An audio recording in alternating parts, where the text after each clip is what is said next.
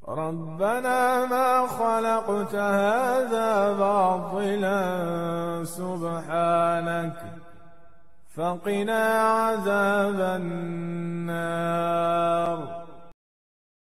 Para ilmuwan memang sudah menjelaskan bahwa imunitas ya 80 atau 70% imunitas kita itu letaknya atau berada di pencernaan atau di usus ya. Pencernaan ya. Jadi kalau ususnya bagus ya, pencernaannya bagus, maka langsung secara tidak langsung otomatis imunitasnya pasti akan baik. Ya. Maka ada pedoman di situ nanti kalau kita bicara tentang apa yang kita makan. Jadi kalau bicara tentang bagaimana meningkatkan imunitas itu ya banyak, mau berjemur juga bisa, pakai mineral, zinc katanya juga bisa, pakai inilah segalanya bisa. Tapi kalau saya mengambil yang paling gede gitu kan. Nah, paling gede ini adalah dengan menggunakan atau kita mengaktifasi yang ada pada pencernaan kita. Ya, jadi 80% imunitas kita itu sumbernya atau dibuat sistem atau mungkin sel-sel imun itu di usus kita atau di pencernaan. Ya. Pertanyaannya, bagaimana cara menjaga mereka? Nah, gitu lah. Bagaimana cara agar mereka tetap stabil, tetap baik, tetap kuat sehingga tubuh kita itu tidak lemah, ya? Maka jawabannya, ambillah atau makanlah apa-apa yang dijelaskan oleh Allah dalam Al-Quran dan dijelaskan oleh baginda Nabi alaihi salatu wassalam. Itu poin pentingnya. Ya, jadi kalau mau meningkatkan imun, benerin perutnya. Itu sebabnya tidak heran loh sekalian, tidak heran ya. Saya banyak menemukan kasus-kasus di mana ada terutama ibu-ibu yang pengen promil ya, atau mungkin yang pasangan-pasangan yang kesulitan untuk hamil ya, terutama buat ibunya gitu ya, istrinya itu ternyata ketika konsep ini dipakai itu masya Allah cepat sekali gitu loh, cepat sekali. Kenapa? Perutnya yang dibenerin, perutnya yang diperbaiki ya, perutnya yang dikasih makan ya, yang benar gitu loh, seperti itu. Nah, jadi makanan-makanan yang menguatkan si perut ini itu ya, perut kita atau pencernaan kita, which is itu yang nanti akan menguatkan sistem imun kita itu yang saya sebut dengan bahasa saya produk ciptaan Allah gitu kan, produk ciptaan Allah. Ya, produk ciptaan Allah seperti apa sih maksudnya? Ya bahasa gampangnya gini lah, dia mendapat sinar matahari, tumbuh di tanah, mendapat nutrisi yang baik dari tanah, kemudian tidak banyak pengolahan di situ, ya, dapat air yang cukup dan tidak menggunakan pestisida atau bahan-bahan kimia sintetik.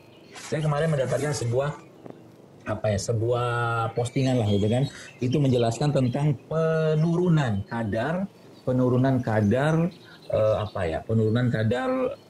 kalsium atau magnesium atau apa gitu pada banyak sayuran, yang dimana pada tahun sekian dibandingkan dengan tahun sekian itu penurunannya bisa sampai 20-30%, bahkan sampai 40%. Kenapa? Karena terlalu banyaknya bahan kimia di sana. Ya, belum lagi kita bicara pengolahan di situ ya.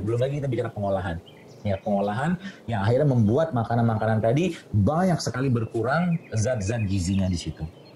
Ya, maka kalau kita bicara imun tadi, maka berilah makanan yang terbaik untuk perut kita.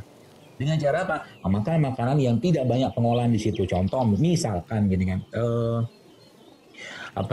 kalau kita bicara, saya kemarin tuh di rumah atau lagi pas belanja gitu kan, saya pengen gitu beli susu gitu kan. Akhirnya saya belilah susu almond. Ya, susu almond saya beli dalam kemasan gitu kan.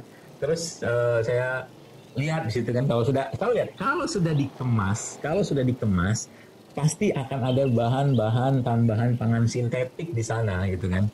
Dan almondnya masih utuh di kulkas saya belum mau minum gitu kan. Ya segala macam, apalagi tuh almondnya impor ya. Nah, beda dengan cerita kalau Anda ambil almond kayak begini gitu kan, kacang almond kayak begini, sekalian kemudian Anda blender gitu. Anda blender, kasih air, hancurin, jadikan susu, disaring, kasih kurma sedikit. Nah, itu jauh lebih powerful, jauh lebih sehat buat badan Anda. Itu saya maksud tadi. Paham ya? Jadi kalau sudah ngerti pola kayak begini, tadi kan bersih-bersih nih. Ya, kita bicara ada puasa ya tadi, kemudian tubuhnya dibersihkan ya dengan amal ibadah segala macam tadi itu, dan kembali ke imunitas. Maka kata kunci pertama kalau kita bicara tentang apa yang kita makan, kan sudah saya jelaskan tuh. Biasa di banyak kajian. Yang pertama tentunya harus halal. Yang kedua harus thayyib. Ya, bagi saya gitu kan, kalau bicara almond kayak begini ya, bagi saya yang mungkin Anda punya pemahaman nggak apa-apa. Kalau bagi saya kan almond kayak begini, Anda beli gitu kan, lalu Anda blender segala macam, lalu Anda saring, kasih madu kadang-kala atau campurin sama kurma, terus Anda minum sudah manis kayak begitu. Ini yang toyib kayak begini. Kalau sudah dalam kemasan, kalau buat saya nggak toyib. Kalau sudah kemasan, bolehkah yang kemasan ini dimakan? Boleh aja, nggak ada yang melarang. Cuman kalau judulnya mau mendapatkan manfaat yang sempurna, maka yang kemasan tadi bukan disingkirin, tapi nggak jadi prioritas gitu loh. Nggak jadi prioritas. Jadi kalau Bapak Ibu sudah memahami ini, maka sebenarnya gampang gitu loh.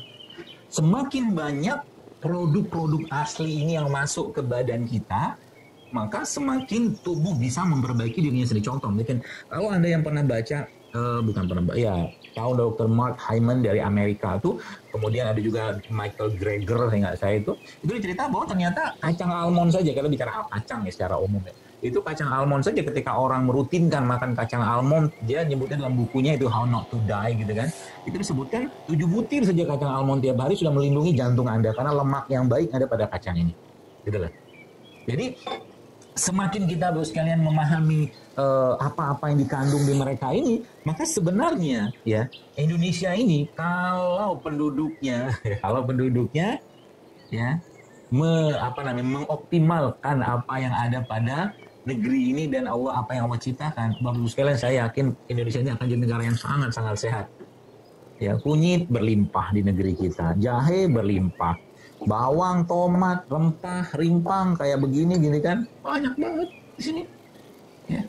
Gak heran ya, saya tuh gak heran banyak testimoni yang masuk ke saya itu ketika mereka mulai mengoptimalkan, memperbaiki badan mereka nggak makan lagi yang sekedar cuman yang masuk di lidah mereka, senang di lidah, tapi bagi badan itu berat dicerna. Akhirnya yang terjadi apa yang terjadi sekalian? Tubuhnya mulai recovery sendiri. Kan kita sudah sering dengar tubuh adalah dokter yang terbaik. Dan menariknya, semua makanan-makanan kayak begini, ya mungkin sadar tidak, saya pernah saya tes gitu kan di postingan saya katakan, Bapak Ibu sekalian, terutama ibu-ibu nih, saya bilang gitu kan, Anda setelah makan makanan kayak begini, apakah mood Anda berubah? Mereka katakan iya. Jadi ternyata makanan-makanan toyib kayak begini nih, udah jahe segala macam, buah-buah, sayur-sayuran, itu ternyata memperbaiki mood. Maka ada istilah kan, good food is good mood. Jelas kayak begitu. Jadi ulama-ulama ya menyebutkan bahwa memang bahkan Ibnu Qayyim al-Jauziyah menyebutkan bahwa makanan itu mempengaruhi perilaku seseorang. Makanan. Jadi kalau kita ya kita mulai ada mungkin bahasanya itu mood swing atau baper segala macam, itu coba benerin makanan. Termasuk anak-anak di rumah ya, kalau mulai sudah susah dikontrol, susah diatur, salah satunya cek di rumah, mungkin anak ini terlalu banyak misalkan konsumsi gula pasir misalkan. Karena gula pasir itu ya, dengan sudah banyak kali saya jelaskan tentang betapa gula pasir itu memang bisa mempengaruhi perilaku seseorang. Itu loh sekalian.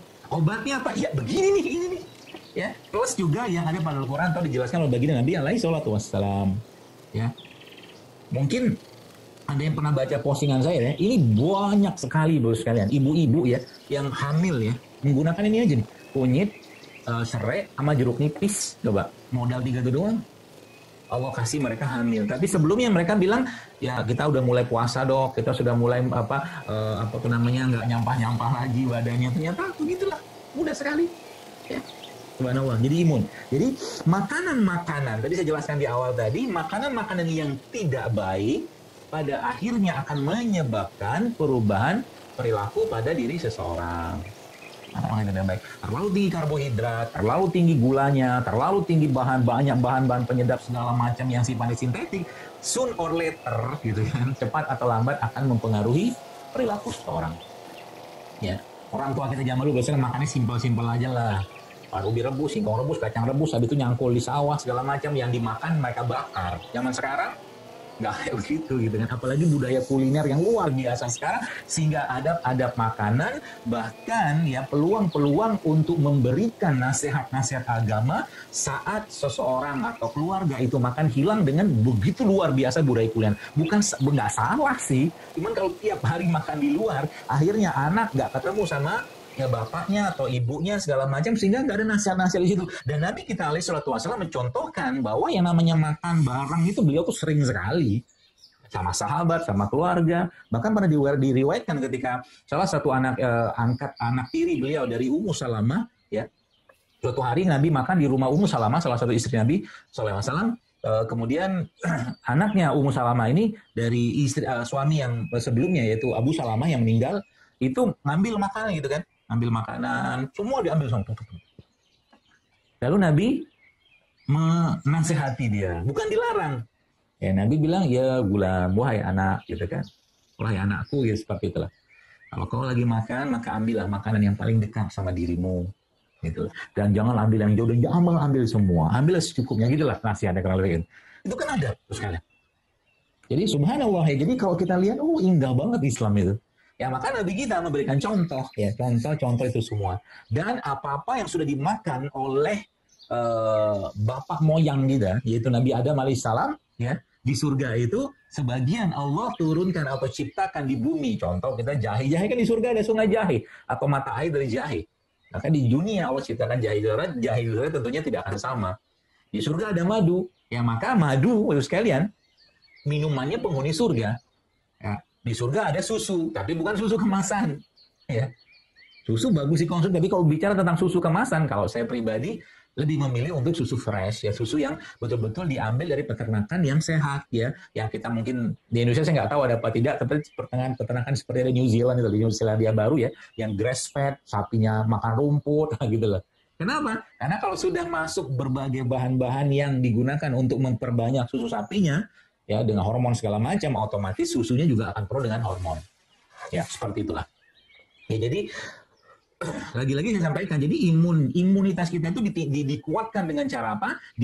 Tadi pencernaannya. Nah, yang kedua, makanan buat pencernaan yang terbaik itu yang halal thayyib. Dan ada juga kita mengetahui bahwa dalam tubuh kita ini kan penuh dengan bakteri. Kalau Bapak Ibu baca penelitian-penelitiannya atau mungkin pandangan pendapat para imam, tubuh kita tuh isinya triliunan bakteri.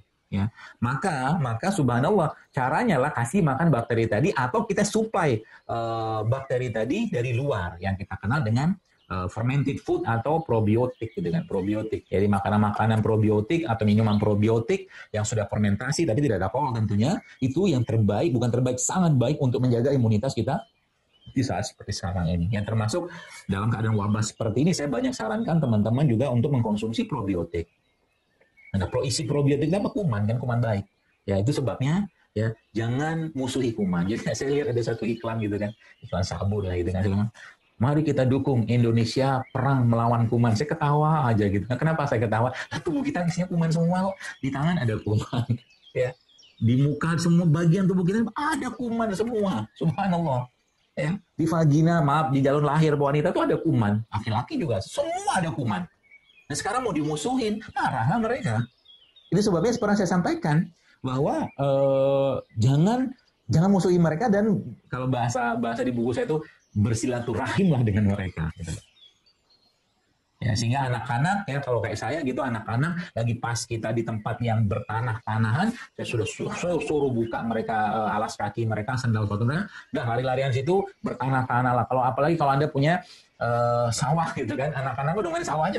Kenalan karena di Harvard saya nggak, itu pernah ada riset juga bahwa ternyata anak-anak yang hyper hygiene ya, terlalu bersih badannya itu ternyata mempunyai imunitas yang jauh lebih rendah daripada anak-anak yang ya normal hygiene lah.